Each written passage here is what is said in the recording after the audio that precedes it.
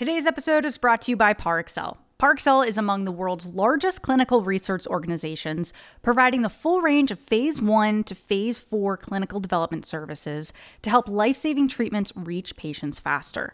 Leveraging their breadth of clinical, regulatory, and therapeutic expertise, Parexel's team of more than 19,000 global professionals works in partnership with biopharmaceutical leaders, emerging innovators, sites, and organizations like n-Lorem to design and deliver clinical trials with patients in mind.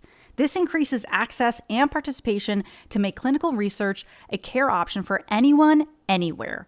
The company's depth of industry knowledge and strong track record gained over the past 40 years is moving the industry forward and advancing clinical research in healthcare's most complex areas like rare disease. With the people, insight, and focus on operational excellence, Parexel's work with heart every day to treat patients with dignity and continuously learn from the experiences. So every trial makes a difference.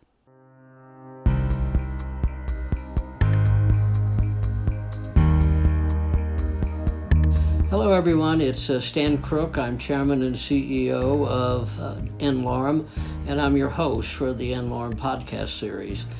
Today I'm very pleased to have a colleague, Jamie Macdonald. Jamie is CEO of Parexel, and we're going to spend some time talking about what Parexel is and how important what Parexel does is to our ability to help patients with nano-rare diseases. Jamie, welcome. It's great to have you. Stan, delighted to be on and obviously delighted to work with n-Lorem as well. Well, given the fact that you're a Scot, I have to do this. I'm sorry, but do you play bagpipes and do you eat haggis? No to the bagpipes, but absolutely yes to haggis. A little bit of my upbringing. So I've been in the States a long time, but I'm still lucky enough that I get to go home, see family, eat haggis, listen to bagpipes when other people play them. Yeah, well, more power to you. I tried it once, and I thought I was going to gag for the rest of my life, but okie dokie. and surely you play a lot of golf when you can. I can, yeah. That was definitely one of the things growing up. It was great to grow up in Scotland. Despite the weather, golf is a national pastime, as you would guess. And being here in the States now, there's a lot of opportunity and better weather. A lot better weather.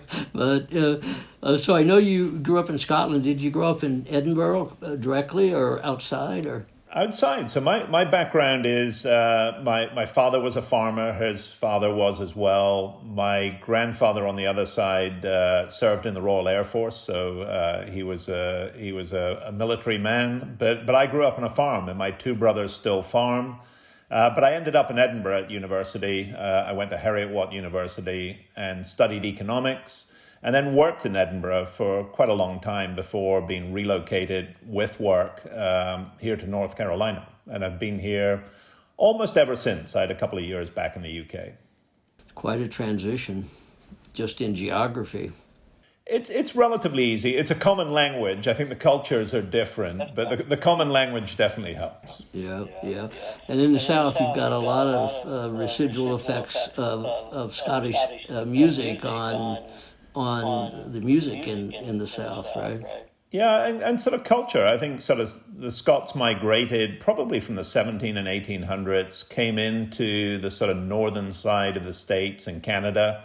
Obviously, Nova Scotia is New Scotland. And then as you came in through Maine, a lot of them tried to avoid the heat in the south and stayed up in the Appalachian Trail. So you've got Highland Games still in parts of North Carolina. And then you have town names like Aberdeen that are very much Scottish names. So there's quite a bit of Scottish heritage here. Yeah, I had the distinct, boring event of watching tree throwing or whatever you call it, but Yep, tossing the caber, a strange name, but yeah, essentially tossing trees. Well, anyway, that's we could talk sports for a while, but we probably ought to move on. So you obviously grew up on a farm and you did your degree in economics. Those are both about as far afield from the practice of medicine and the delivery of medicines as one could imagine. Tell us how you migrated from nice, sensible business principles to the sort of odd process of drug discovery and development. Yeah, and it was serendipity. It's an unusual way to come into the industry, but I came in on the finance side. So after I did my degree in economics, I'm a chartered management accountant, so more the business side of finance. And I was lucky enough, I got a job in Edinburgh for a company called Syntex, which no longer exists. It was acquired by Roche back in 1994. They produced a very good analgesic compound. So many people in the US would know it as Aleve, but it's naproxen sodium.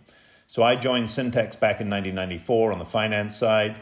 It was an integrated development site. So it had everything from preclinical, manufacturing, pharmaceutical sciences, regulatory affairs, and clinical.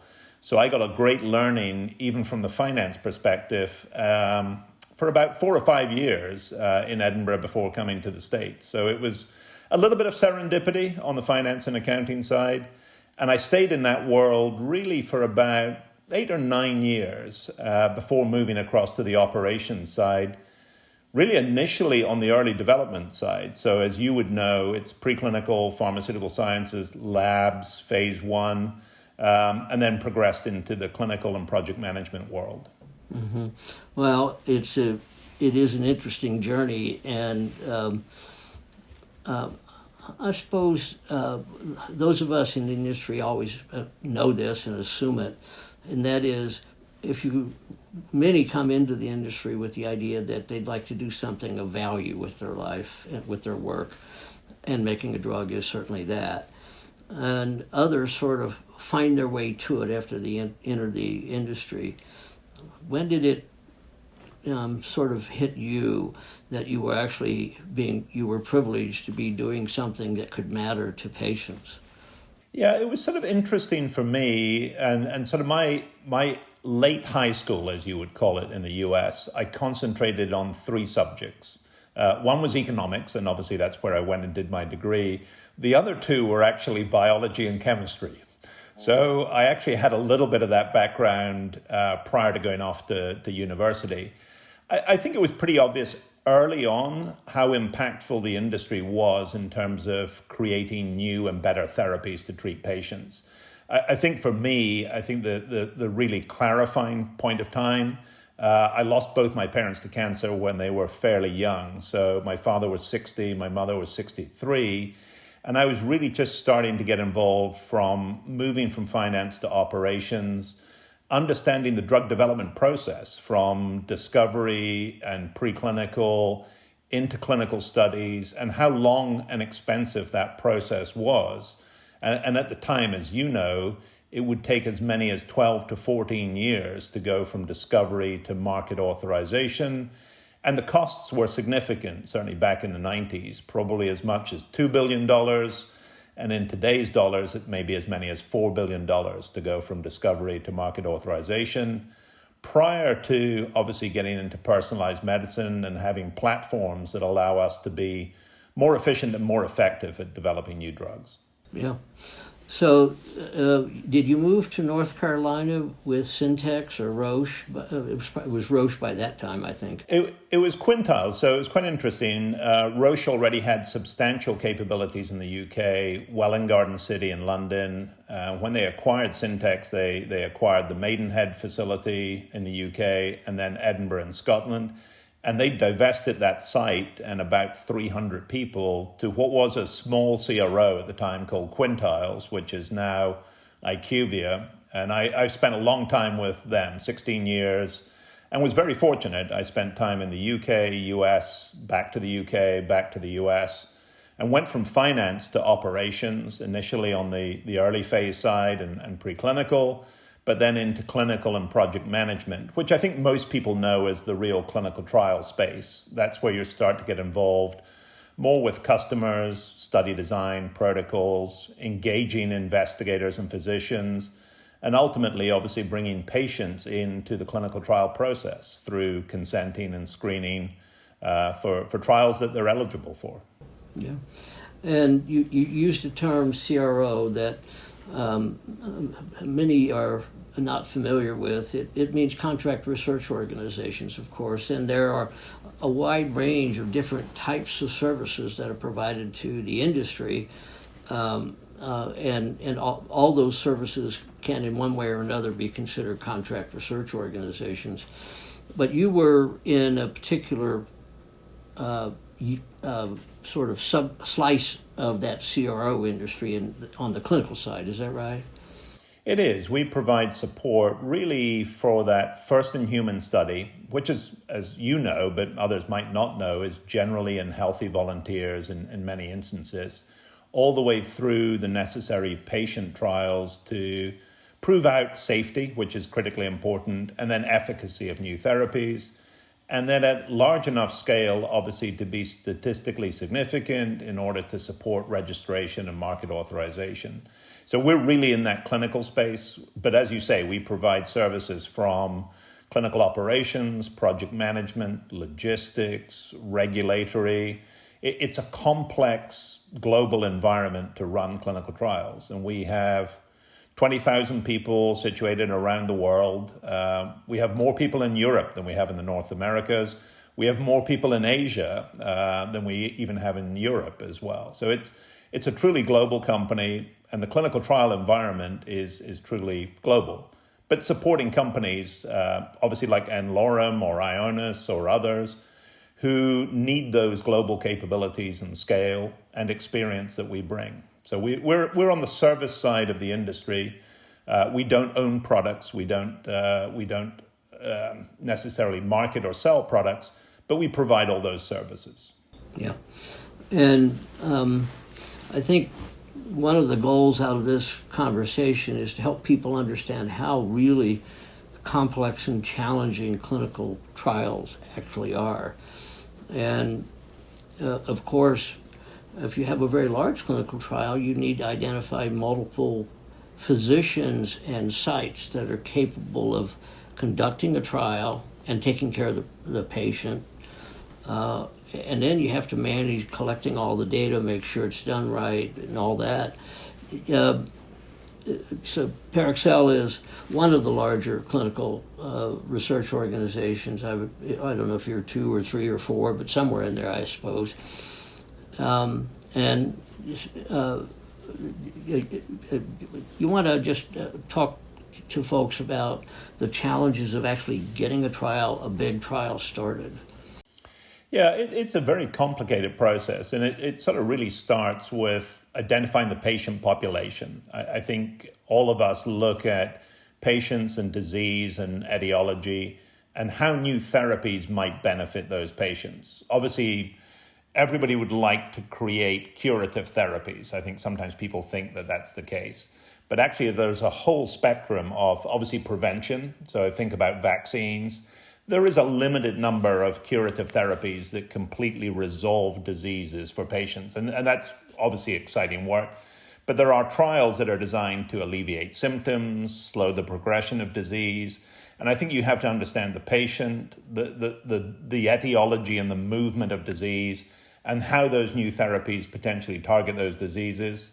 And then focusing in on where are you going to find those patients? Where are you going to find physicians that treat those patients? How do you engage in a contracting process, establish their credentials and their experience necessary to run those clinical trials, and then obviously protecting the patient throughout. I think the whole system is really designed to ensure the welfare and the rights of the patient are protected throughout. It's global, so the regulations, even though they're harmonized at a global level through what is called ICH GCP, so the International Conference on Harmonization, Good Clinical Practice, they do vary country by country. So we're trying to navigate, in some trials, as many as 30 or 40 countries, quite often hundreds of sites and contracts, but then logistics, how do you get drug supply, lab supply, consumables to those sites? The documentation process, as you know, is significant.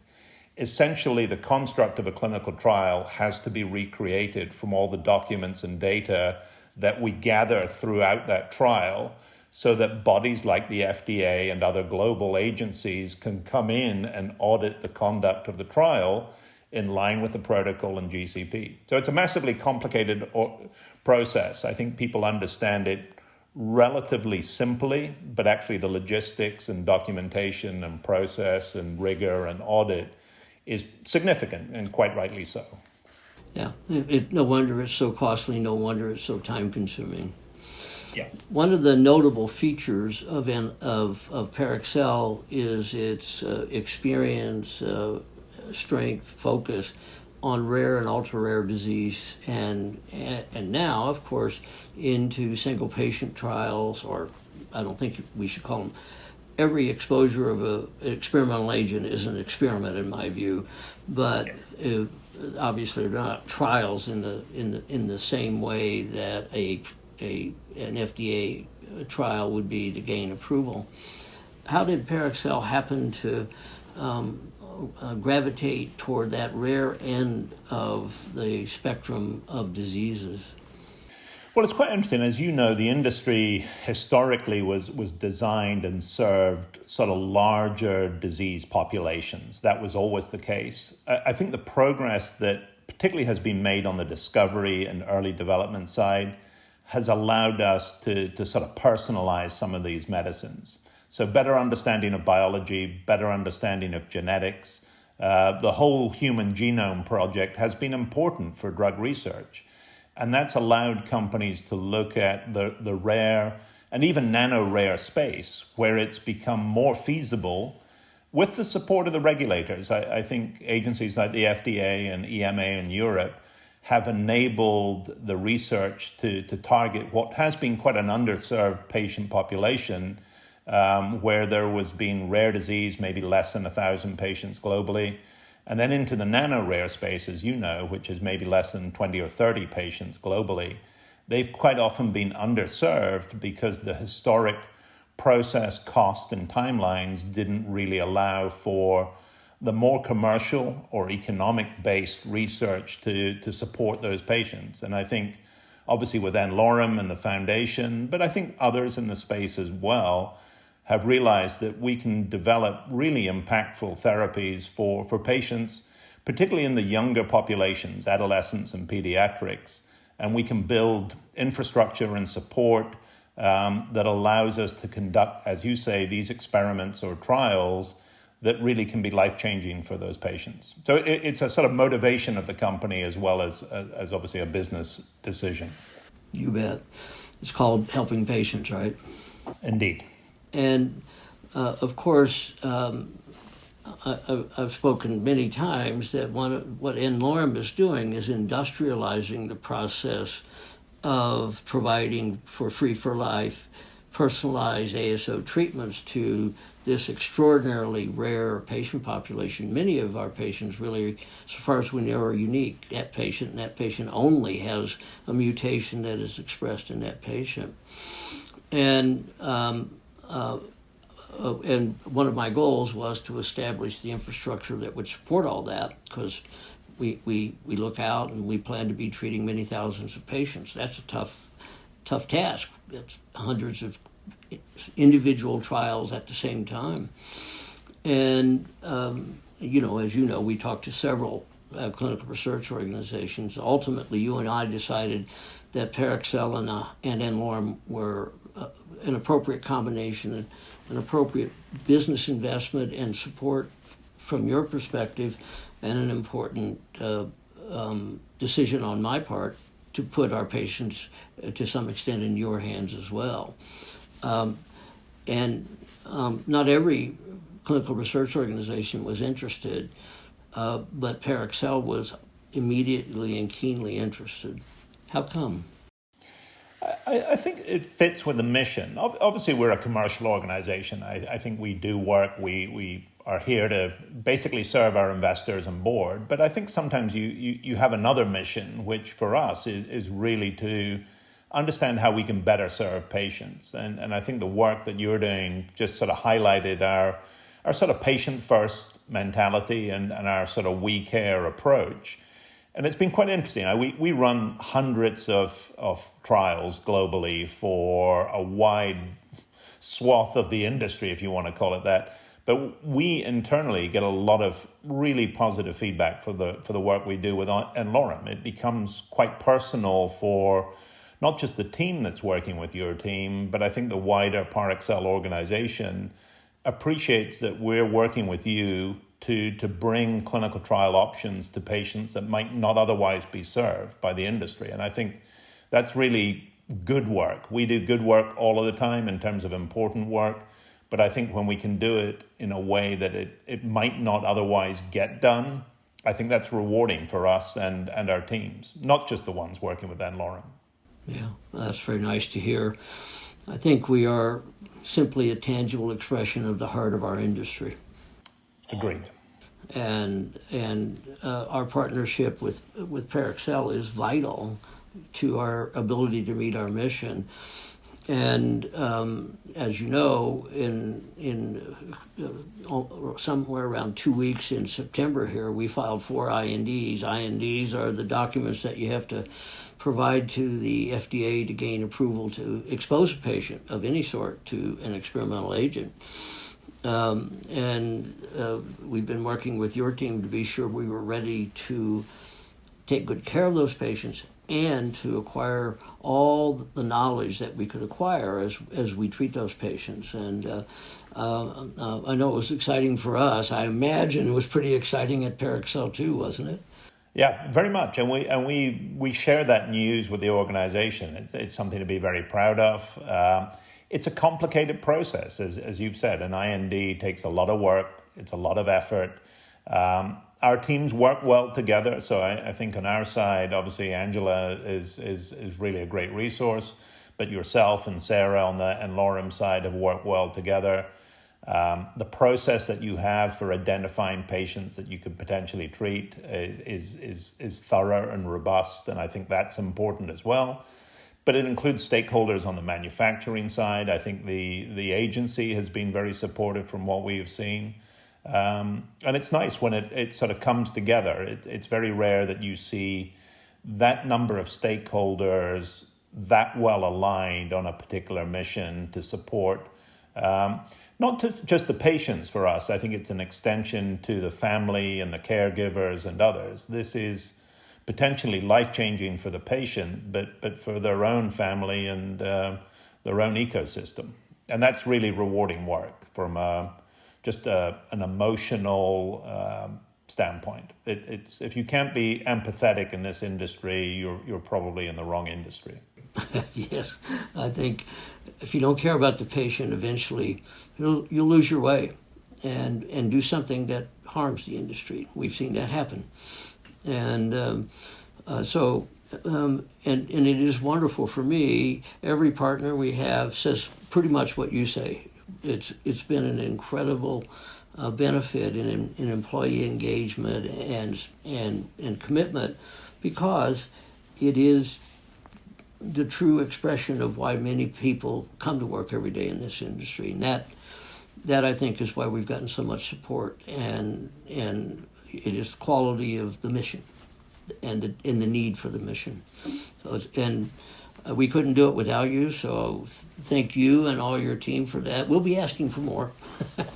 Yeah, oh no, and we're here to support. I think that need that you reference is critically important, and I think the industry sometimes has sort of overlooked the ultra or nano-rare patient population, and I think what you're doing and n-Lorem is doing is showing that is possible. There are structures and mechanisms and platforms that will allow the industry to identify diseases that we can treat. The technology is there, the platforms are there, but there has to be a willingness to do the work and fund the work in order to benefit those patients. And I think this model is one that obviously, as n-Lorem grows and extends, will support patients, but hopefully we see the model replicated elsewhere. Hope so. It's creating the path and then having others follow the path. That is where all the leverage comes from. Well, Jamie, it's been delightful to chat with you as always, and I'm absolutely confident that our listeners gained a good bit of information. And so folks who are listening, Parexel is one of the vital elements of the process. Without it, we can't do what we do and do it right. Is there anything I have forgotten to ask you that you'd like to say, Jamie, before we sign off? No, Stan, it's always a pleasure to speak to you and work with the team. I think we have regular dialogue, as you know, outside of these podcasts, and it's great to be connected. And I think that's what the industry is about. It's making connections across all the stakeholders, and I think helping people understand there's a lot of good people in this industry trying to do important work. And when you get it all aligned well, we can do great and meaningful things. And that's what keeps us all motivated and keeps us all busy. Well, thank you for that. And with that, Jamie, thanks again. And thanks, everyone, for listening. We'll be talking again. Pleasure. Thank you, everyone. Today's episode is brought to you by Parexel. Parexel is among the world's largest clinical research organizations, providing the full range of phase 1 to phase 4 clinical development services to help life-saving treatments reach patients faster.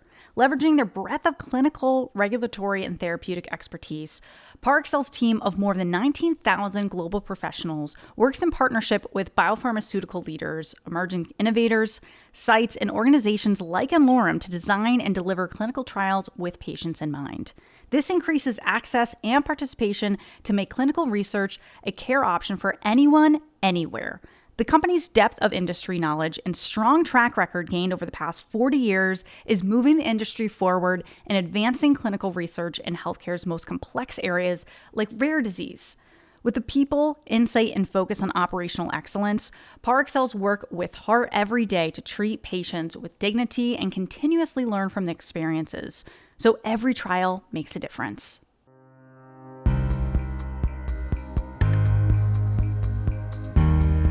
n-Lorem is a nonprofit committed to discovering and providing personalized experimental treatments for free, for life, to patients with genetic diseases that affect 1 to 30 patients worldwide, referred to by n-Lorem as Nano-rare.